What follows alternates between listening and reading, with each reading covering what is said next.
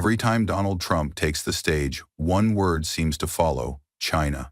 From trade to COVID, from spying to jobs, Trump has blamed China for almost everything that's gone wrong. But here's the twist. Not all of it is true. In fact, many of his boldest claims have been debunked time and again. So, why does he keep repeating them? Is it a political strategy, a distraction, or something more calculated? As the facts stack up against his words, one question becomes impossible to ignore. Is this about China, or about controlling the narrative?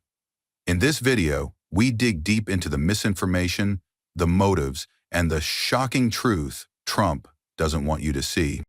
From the moment Donald Trump entered the political spotlight, misinformation has been one of his most powerful tools, and China quickly became a central character in his story. During his 2016 campaign, Trump repeatedly accused China of raping the U.S. economy, stealing jobs, and manipulating currency. His fiery rhetoric wasn't just off the cuff. It was a carefully crafted narrative designed to tap into American fears about globalization, outsourcing, and economic decline. Once in office, the pattern became clear. Anytime Trump faced political pressure, from economic downturns to scandals, China was conveniently blamed. If farmers were angry about falling crop prices, it was China's fault. If American factories closed, China stole them. Even when COVID-19 hit U.S. shores, Trump shifted blame to Beijing, labeling it the China virus and pushing conspiracy theories about its origins.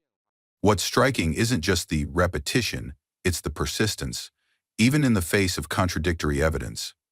Reports from U.S. intelligence agencies, independent economists, and international watchdogs often debunk Trump's claims. China wasn't manipulating its currency the way he said. Tariffs hurt American businesses just as much, if not more, than Chinese ones. COVID-19's origin story was far more complex than Trump portrayed, but facts rarely slowed the narrative down. Why? Because it worked. Polls showed that Trump's base grew increasingly distrustful of China, seeing it as an existential threat. By repeating false or exaggerated claims, Trump wasn't just misinforming, he was reframing reality for millions of Americans. This pattern of misinformation wasn't random. It was strategic. In Trump's political world, perception mattered more than facts. If enough people believed China was the villain, then the story became real, at least in the court of public opinion. And as we'll explore next, China wasn't chosen by accident. It was the perfect target, and Trump knew exactly how to exploit that. China wasn't just a random punching bag for Donald Trump. It was a strategic choice, rooted deeply in America's long-standing anxieties. For decades, China's rapid economic rise had been a source of fear for many Americans. Jobs in manufacturing towns disappeared. Cheap Chinese goods flooded U.S. markets. Headlines screamed about the China threat. Trump didn't create these fears, he amplified and weaponized them. By framing China as the ultimate villain, Trump found a way to connect with struggling workers, farmers, and middle-class voters who felt left behind by globalization. Blaming China allowed him to offer a simple explanation for complex problems. Lost jobs, declining industries, and even health crises could all be tied back to a single enemy. It was emotional, easy to understand, and incredibly effective. China also served a perfect political function. Unlike criticizing domestic opponents, attacking China didn't alienate large voting blocs at home. In fact, it often united Republicans and even some Democrats under a banner of standing up to China. It allowed Trump to look tough on foreign policy without getting entangled in endless wars. Tariffs and trade wars were fought with paperwork, not soldiers. When COVID-19 emerged, Trump's use of China as a scapegoat reached new levels. Blaming China for the pandemic gave him an immediate shield against criticism of his own administration's handling of the crisis. Every failure in testing, hospital preparedness, or public messaging could be redirected with two words: China's fault. And there was another layer: strategic distraction. By keeping the public focused on an external enemy, Trump deflected attention from domestic issues, economic inequality, racial tensions, and political scandals. China became the convenient other, a giant faceless force that could absorb any blame. The reality, of course, was much more complicated. But in politics, perception often trumps truth. And Trump understood better than most that sometimes finding the right villain is more important than finding real solutions. In the next section, we'll break down the actual facts, the ones Trump consistently ignored, and reveal just how far reality drifted from the stories he told. Despite his loud claims, many of Trump's accusations against China crumble under serious scrutiny. One of his favorite talking points was that China was stealing billions through unfair trade practices. But experts point out that trade deficits, while politically unpopular, aren't necessarily evidence of theft. In fact, America's trade deficit grew with many countries during Trump's presidency, not just China. Trump also insisted that China was manipulating its currency to hurt American exports. Yet by 2019, even the U.S. Treasury Department declared that China was not actively manipulating its currency. Instead, fluctuations were more about market forces than government conspiracy. Then there's the claim that tariffs would make China pay. In reality, multiple studies confirmed that American companies and consumers bore the brunt of the tariffs. Prices on everything from electronics to clothing rose, hurting everyday Americans far more than Chinese businesses.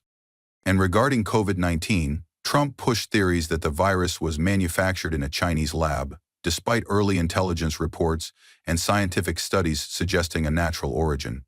Even today, the exact source of the virus remains under investigation, but the certainty Trump presented was far from the full story. Ignoring facts wasn't accidental. It was necessary for Trump's narrative. Admitting complexity would weaken the emotional power of his messaging. In politics, especially in Trump's brand of politics, simple, strong, and repeatable claims mattered more than messy truths. The facts paint a far more nuanced picture of China, one of both competition and cooperation, of flaws and strengths. But that reality didn't fit into a campaign slogan, so it was left behind. Next, we'll uncover why Trump stuck to these narratives so tightly and what larger goals they served beyond just winning votes. Trump's relentless attacks on China weren't just about policy. They were about power, control, and self-preservation. Every lie, exaggeration, and half-truth served a deeper purpose, keeping his political base energized and firmly behind him. By painting China as the ultimate enemy, Trump created a permanent us versus them mindset. This tactic wasn't new. Throughout history, leaders have rallied people by creating external threats. In Trump's case, China became the ultimate villain, a target for frustration, anger, and fear, especially when domestic problems grew too big to ignore.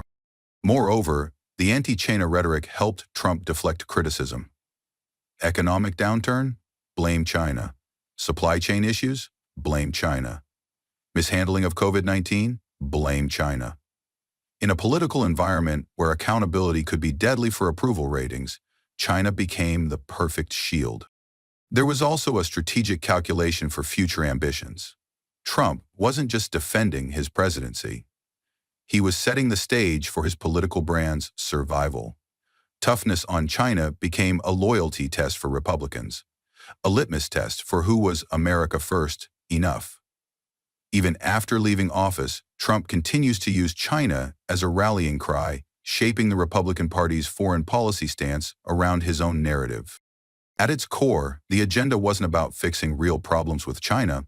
It was about maintaining power, simplifying complex issues into digestible enemies, and crafting a story where Trump alone was the hero, standing against a global threat.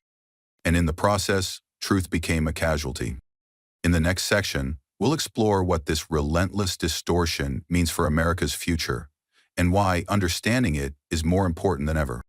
At first glance, Trump's endless attacks on China might seem like political theater, just another chapter in a long list of controversies.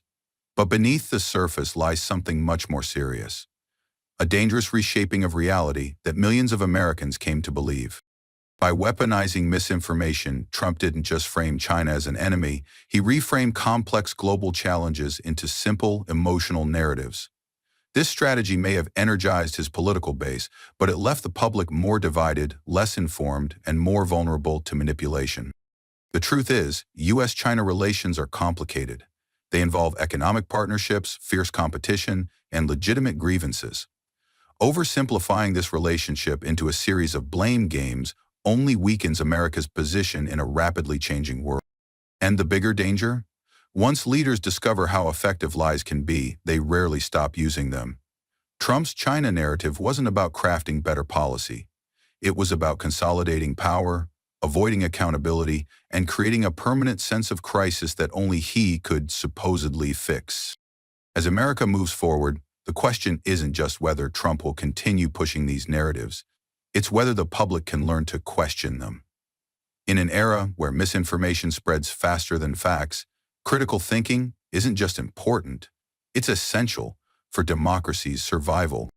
Because the real threat to America's future isn't just foreign competition. It's what happens when leaders lie and too many people choose to believe them.